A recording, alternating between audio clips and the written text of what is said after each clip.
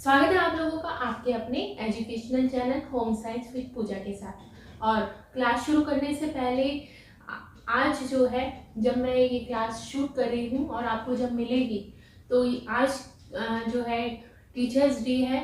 एक ऐसा दिन जब हम अपने गुरुजनों को धन्यवाद करते हैं, अपने टीचर्स को इस बात के लिए धन्यवाद करते हैं कि उन्होंने हमें हर चीज़ में, हर कदम पे चलना सिखाया। हमें हर ऐसी चीज़ जो हमारे लिए सही नहीं है, उनके लिए उन्होंने हमेशा हमें वार्न किया कि इस तरह से नहीं करना चाहिए।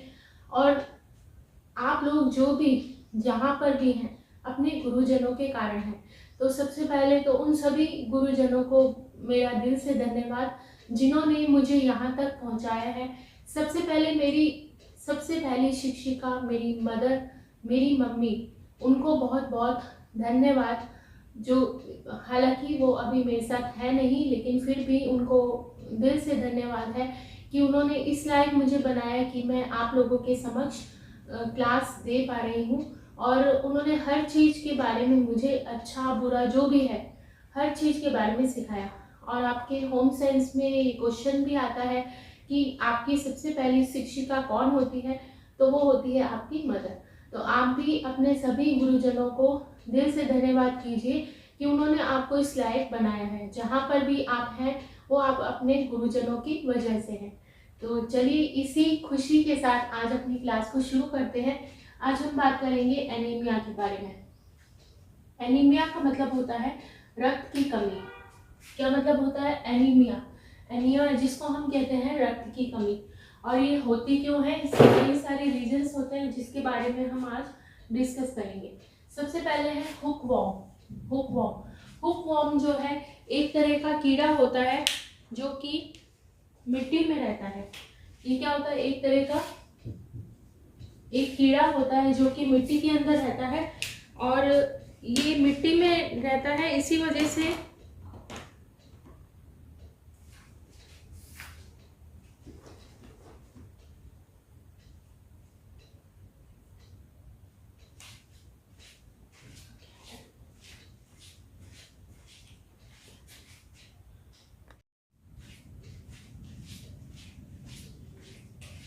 तो हम बात कर रहे थे हुकवॉर्म के बारे में। एक तरह का कीड़ा होता है। ये क्या होता है? एक कीड़ा होता है जो कि मिट्टी के अंदर रहता है, और ज़्यादातर ये बच्चों के अंदर होता है हुकवॉर्म, क्योंकि बच्चों में मिट्टी खाने की आदत होती है।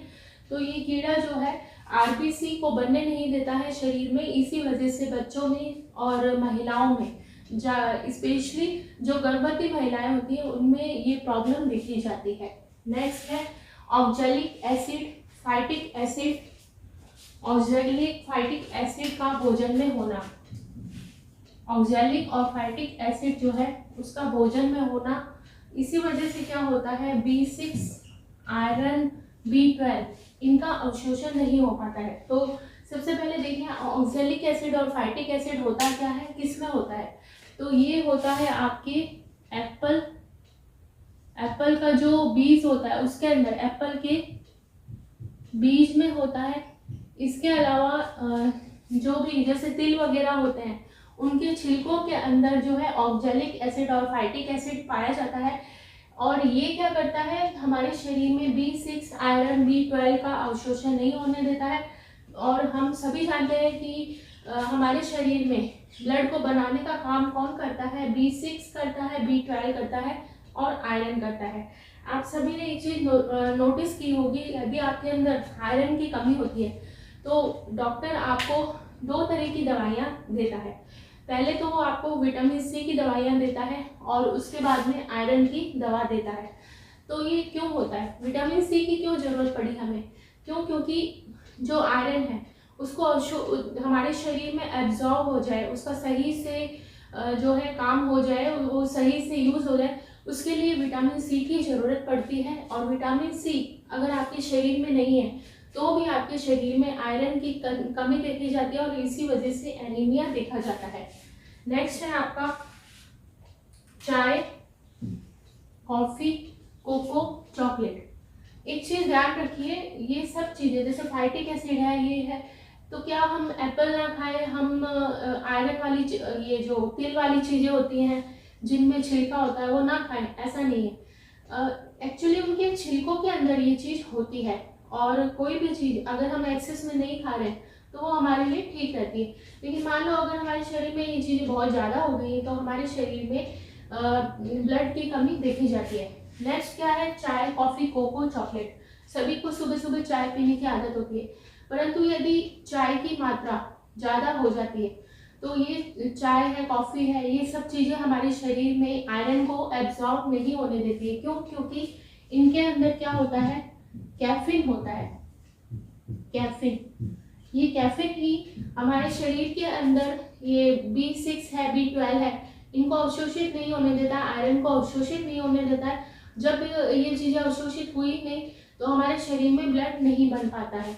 नेक्स्ट है, गर्म प्रदेशों के साथ में पसीने के साथ फेरिक एसिड है या फेरिक एसिड है, फेरिस और फेरिक दोनों ही एक ही चीज है। फेरिक और फेरिक एसिड जो है ये हमारे शरीर से निकल जाता है। और आप सभी को पता है जो आयरन का जो केमिकल नेम है वो क्या है, फेरिक एसिड है। जो लोग गर्म प्रदेशों में रहते हैं या खनन का काम करते हैं उनके शरीर से बहुत ज़्यादा मात्रा में पसीना निकलता है, और इसी वजह से ये फेरिक एसिड भी शरीर से बाहर निकल जाता है, और इसी स्थिति में हमारे शरीर में विटामिन C और आयरन की कमी देखी जाती है और एनीमिया होने की संभावना रहती है। नेक्स्ट जो बात हम कर रहे थे, डाइट में आयरन प्लस कैल्शियम की कमी। आयरन और कैल्शियम दोनों ही जरूरी है। अगर आयरन है और आयरन और विटामिन C की कमी, मतलब हमारे शरीर में अगर आयरन है और विटामिन C नहीं है तो भी फायदा नहीं होगा। विटामिन C है और आयरन नहीं तो इन दोनों का होना बहुत ज़्यादा जरूरी है। जिस तरह से थायमिन वाली में हम बात कर रहे थे कि थायमिन यानी विटामिन B1 जो है कार्बोहाइड्रेट के अवशोषण में सहायता करता है, उसी तरह से ये विटामिन C भी आयरन के अवशोषण में सहायता करता है। नेक्स्ट है पीरियड्स। महिलाओं के अंदर या लड़कियों में जो माहवारी होती है उसमें यदि एक्सेस में ब्लड निकल जाता है तो ऐसी स्थिति में भी विटामिन C और आयरन की कमी देखी जाती है और एनीमिया हो जाता है। इसके अलावा protein, B6, B12, vitamin C और आयरन, इन सब की कमी जो कि हमने बात कर ली है। प्रोटीन की कमी क्यों? क्योंकि प्रोटीन आपको सबको ही पता है कि हीमोग्लोबिन है या कुछ भी चीज़ हमारे शरीर में है, जो एंजाइम है, सब चीज़ें हमारे शरीर में प्रोटीन से बनी हुई है। अगर प्रोटीन की कमी हो जाएगी तो हमारे शरीर में हमारे शरीर में आयरन की कमी हो जाएगी और इस स्थिति में एनीमिया देखा जाता है। नेक्स्ट है एनीमिया के सिम्टम्स। अब पता कैसे चलेगा कि किसी व्यक्ति को एनीमिया है, उसमें खून की कमी है? तो इसमें क्या होता है, येलो स्किन हो जाती है, स्किन का जो रंग है वो येलो हो जाता है। और ये होता क्यों है? यदि हमारे शरीर में आरबीसी की मात्रा कम हो जाती है तो बिलीरुबिन जो है उसकी मात्रा ज़्यादा हो जाती है। इसी वजह से हमारा शरीर जो है, हमारी स्किन जो है, यदि किसी को एनीमिया हुआ है तो वो स्किन जो है येलोइश दिखाई देने लगती है। नेक्स्ट, मानसिक और शारीरिक दुर्बलता। यदि कोई व्यक्ति एनीमिया से पीड़ित है तो उसके वो जो मानसिक चीज़ें जो एनीमिक नहीं है उनके बजाय जो एनीमिक होता है वो व्यक्ति उतनी एबिलिटी के साथ काम नहीं कर पाता है, उससे बहुत जल्दी थकान होने लगती है, सीढ़ियाँ चढ़ने पे सांस फूलने लगता है, ज़्यादा अगर काम कर लिया और उसने कुछ खाया नहीं है तो उसको चक्कर महसूस होने लगते हैं। नेक्स्ट है डायरिया और जीभ में सूजन। अगर एनीमिया ज़्यादा हो जाता है तो डायरिया या जीभ में सूजन। सिम्टम्स क्या क्या होते हैं जिससे कि हमें पता चल जाए कि किसको एनीमिया हुआ है, ताकि तुरंत जो है ट्रीटमेंट शुरू किया जा सके। नेक्स्ट हम बात कर लेते हैं और जो कि इम्पॉर्टेंट होता है एग्ज़ाम की दृष्टि से, तो एक क्राइटेरिया, एक लिमिट होती है कि यहाँ से यहाँ तक अगर किसी व्यक्ति का हीमोग्लोबिन है, जिसको कि शॉर्ट फॉर्म में हम HB बोलते हैं, अगर इतना है तो वो नॉर्मल है, अगर इतना नहीं है तो वो सीवियर है। इससे भी कम है, मतलब जितना जिस हिसाब से जो दे रखा है उसके अकॉर्डिंग नहीं है तो फिर वो एनीमिक होगा। तो चलिए बात कर लेते हैं। तो नॉर्मल जो HB है यानी हीमोग्लोबिन लेवल जो है फीमेल्स के अंदर कितना होना चाहिए आपका? 12 से 16 GDL। ये हीमोग्लोबिन को नापने की यूनिट है ये। और ये कई बार पूछ ली जाती है एग्जाम में कि एचबी को मापने की यूनिट क्या है, तो वो क्या है, GDL है। और फीमेल में कितनी होनी चाहिए, 12 to 16 GDL होनी चाहिए। मेल्स के अंदर 13.5 से 17.5 यानी 13.5 से 17.5 GDL होना चाहिए। नेक्स्ट है माइल्ड, मतलब ये तो नॉर्मल है। अगर किसी को थोड़ा बहुत एनीमिक है यदि व्यक्ति, तो फीमेल में जो है 10 से 12 GDL है और मेल्स के अंदर 13.5 यानी 13.5 GDL है, GDL। नेक्स्ट है मॉडरेट, मतलब अब इससे भी कम है, यानी इसमें कितना है, फीमेल में 8 है, 8 GDL और मेल्स के अंदर कितना है, 10। अब सीवियर में क्या है, अगर इतना है, इससे भी कम है, तो फिर तो बहुत ही क्रिटिकल कंडीशन हो जाती है और तुरंत ही जो है जो व्यक्ति है उसको डॉक्टर की ट्रीटमेंट की जरूरत होती है। या तो इसमें क्या होता है, सीवियर में 8 से कम हो जाता है और ये बहुत ही सीवियर कंडीशन है, इसमें तो डॉक्टर को तुरंत जो है ट्रीटमेंट शुरू कर देना चाहिए डॉक्टर का। और डॉक्टर जिस हिसाब से बता रहा है आपको दवाइयाँ वगैरह प्रेफर करेगा। इवन कई बार तो खून ऊपर से चढ़ाने की भी जरूरत पड़ जाती है। तो ये जो है हमने देख लिया कि क्या क्या एक क्राइटेरिया होगा, जैसे कि हमें पता चल जाए कि क्या नॉर्मल एचबी होना चाहिए। इसके बाद में एक चीज और आप यहाँ पर देख लें, एंजाइना पेक्टोरिस। एंजाइना पेक्टोरिस होता क्या है, कई बार टर्म पूछ लिया जाता है, एंजाइना पेक्टोरिस लिख दिया जाता है और फिर पूछा जाता है कि ये क्या है। तो ये क्या है, चेस्ट पेन है। क्या है, चेस्ट पेन, छाती में दर्द जो होता है उसको हम क्या बोलते हैं, एंजाइना पेक्टोरिस। नेक्स्ट हम बात कर लेते हैं अब जो है एनीमिक अगर कोई व्यक्ति है, तो वैसे हम देख के तो पता लगा लेंगे कि स्किन अगर उसकी येलो है, वीकनेस महसूस हो रही है, इसके लिए कुछ क्लिनिकल टेस्ट भी दिए गए हैं जिससे कि हमें पता चल जाए कि व्यक्ति एनीमिक है या नहीं है। तो कुछ क्लिनिकल टेस्ट जो होते हैं वो हम डिस्कस करते हैं। अब बात कर लेते हैं कुछ टेस्ट के बारे में जिससे कि हम पता लगा सके कि व्यक्ति में हीमोग्लोबिन कितना है और कितना नहीं है। तो पहला जो है उसका नाम है हिस्टामिन टेस्ट। हिस्टामिन टेस्ट जिसको हम पेंटागैस्ट्रिन टेस्ट भी कहते हैं, पेंटागैस्ट्रिन टेस्ट भी कहते हैं। और कई बार पूछ लिया जाता है हिस्टामिन टेस्ट जो है इसको और क्या कहा जाता है। और जो हिस्टामिन टेस्ट या पेंटागैस्ट्रिन टेस्ट है ये प्रेग्नेंट वुमेन में नहीं किया जाता है। क्यों नहीं किया जाता है, क्योंकि इसमें जो टिश्यूज हैं उनको निकाल लिया जाता है, शरीर से कुछ टिश्यू को निकाला जाता है और फिर टेस्ट किया जाता है। तो जो प्रेग्नेंट वुमेन होती हैं उनमें नहीं किया जाता है। यहाँ पर लिखा हुआ भी है प्रेगनेंसी में नहीं होगा ये।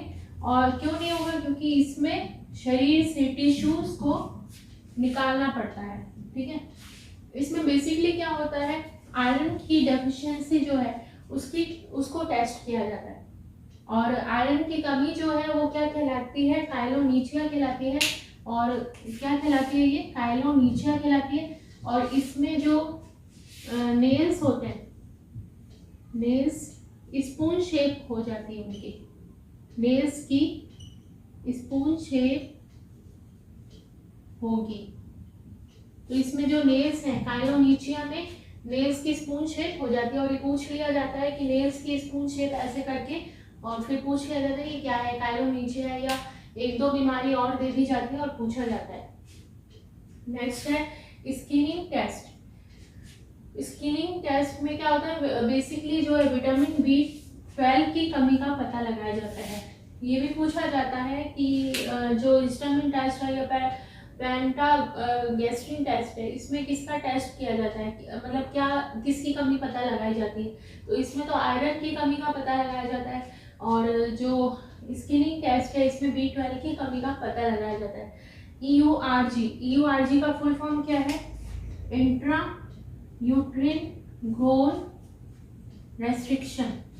इंट्रा यूट्रिन इसका मतलब है जो छोटा बच्चा होता है उसके लिए ये टेस्ट किया जाता है। गर्भस्थ जो प्रेग्नेंट वुमेन होती है उसमें जो महिला है और उसके बच्चे के विकास को टेस्ट करने के लिए किया जाता है। तो उसका विकास सही से हो रहा है कि नहीं हो रहा है उसको पता लगाने के लिए IURG टेस्ट किया जाता है, और इसकी फुल फॉर्म है इंट्रा यूट्रिन ग्रोन रेस्ट्रिक्शन। तो और फिर इसके बाद में एक और चीज़ देख लेते हैं, थैलेसीमिया। थैलेसीमिया क्या होता है? एक अनुवांशिक रोग है। इसमें क्या होता है, RBC की फॉर्मेशन नहीं होती है और जो ब्लड है उसका रंग जो है लाल नहीं हो पाता, क्योंकि अगर RBC नहीं है रक्त में तो फिर बिलीरुबिन की मात्रा ज़्यादा हो जाती है और इस वजह से जो है रक्त का जो लाल रंग है वो नहीं हो पाता। होता क्या है, इसमें ऑक्सीजन, इसमें हमें पता है कि ब्लड के सारे जो ऑक्सीजन है वो हमारे पूरी सेल्स में दौड़ता है। तो ये चीज़ अगर नहीं होगी तो वो चीज़ जो ऑक्सीजन है वो नहीं दौड़ेगा और इसी वजह से जो ब्लड का लाल रंग है वो नहीं हो पाएगा। अब नेक्स्ट हम बात कर लेते हैं इसके कारण क्या हैं। थोड़े से कारण हैं और उसके बाद में आज का ये जो चैप्टर है हमारा फिनिश हो जाएगा। मतलब अलग अलग अवस्थाओं में कई बार पूछ लिया जाता है कि इस अवस्था में क्या कारण है और इस अवस्था में क्या कारण है। जैसे बाल्य अवस्था है, किशोरावस्था है, शिशुअवस्था है, ऐसी ये पूछ लिए जाते हैं कई बार।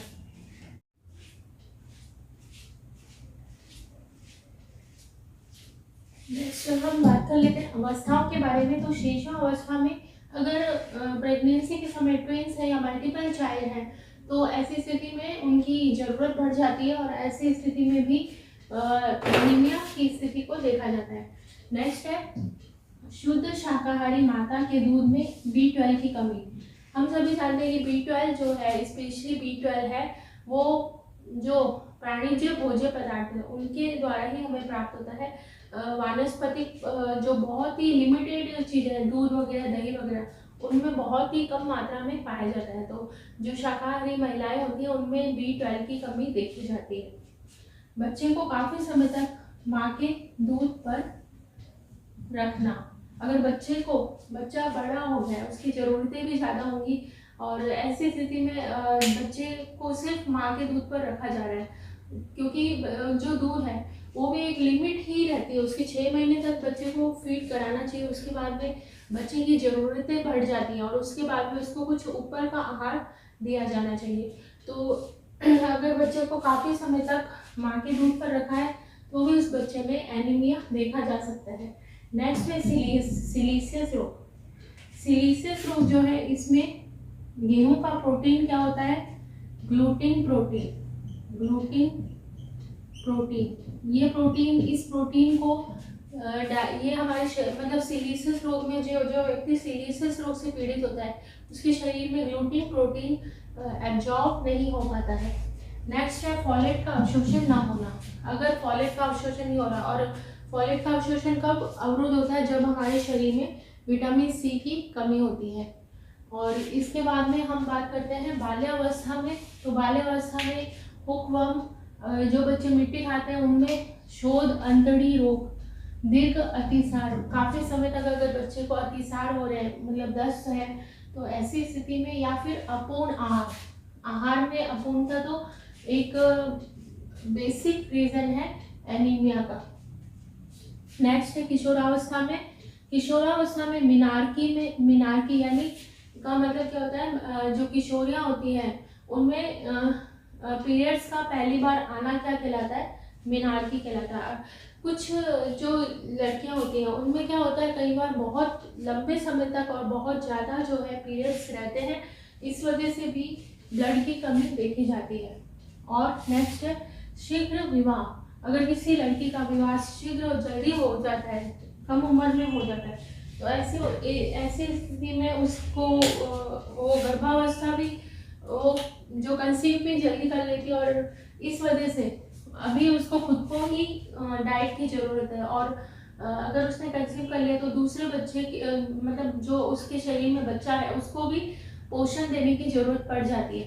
तो ऐसी स्थिति में भी क्या रहता है, एनीमिया हो सकता है। नेक्स्ट हम बात कर लेते हैं वयस्क अवस्था में। वयस्क अवस्था में तो आप ऐसे ही समझिए, वयस्क अवस्था में क्या होता है, एक तो हम क्या टैनिंग वगैरह का ज़्यादा प्रयोग करते हैं, जैसे चाय, कॉफ़ी, चॉकलेट वगैरह। अगर इनको ज़्यादा ले रहे हैं, एक्सेस में ले रहे हैं, तो ऐसी स्थिति में भी ये देखा जाता है एनीमिया।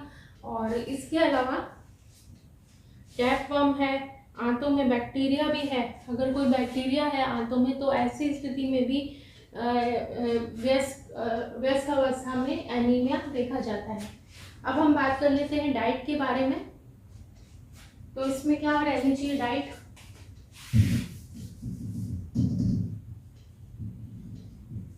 प्रोटीन, ये सारे क्या है आपको पता है, मैक्रोन्यूट्रिएंट है। वसा, प्रोटीन, वसा और कार्बोज।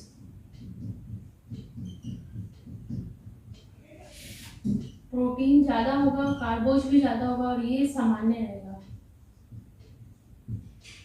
विटामिन में विटामिन सी और विटामिन बी की पूरी ही फैमिली, विटामिन B6 है, B12 है, B9 है, ये सारे ही। और इसके अलावा एनिमल फूड प्लस वानस्पतिक। एनिमल है, वानस्पतिक में पत्तेदार सब्जियां हैं, पालक वगैरह है, सोयाबीन है, इनमें भी अच्छी मात्रा में आयरन होता है। जिन जिन चीज़ों में आयरन अच्छी मात्रा में। साथ में एक चीज़ और ध्यान रखें, अगर आप आयरन अच्छी मात्रा में ले रहे हैं तो विटामिन सी की भी मात्रा सही रखें अपने शरीर में। ये दोनों अगर होंगे तभी आपके शरीर में आरबीसी की मात्रा ज़्यादा होगी और आप एनीमिक नहीं होंगे। तो आज हमने कई सारी चीज़ें देख ली हैं एनीमिया के बारे में, और एनीमिया जो है यहाँ तक ही रहेगा। इतना ही है, एनीमिया हमने आज कंप्लीट कर लिया है। और बात करेंगे ओवरवेट के बारे में। और भारत में सबसे बड़ी समस्या है ये। आज हर व्यक्ति जो है मोटापे का शिकार है, और आपको सभी को पता है कि अगर कोई व्यक्ति मोटापे का शिकार है तो ऐसी स्थिति में वो कई सारे रोगों से घिर जाता है।